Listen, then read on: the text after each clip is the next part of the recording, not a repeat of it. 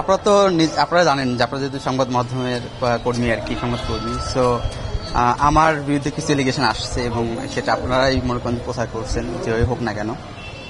তো আমি 3-4 দিন আগে একটা চিঠি পাই আর কি, মন্ত্রণালয়ের চিঠি গিয়েছিল। তো তার প্রেক্ষিতেই আমার কিছু ডকুমেন্টস এবং কিছু প্রশ্ন করে আর কি। তো সেই প্রশ্নটা আনসার দিয়ে আসছিলাম। আমার অবস্থান না, আমি তো খুব ক্লিয়ার, বিকজ আমি তো কোনো অন্যায় করি নাই।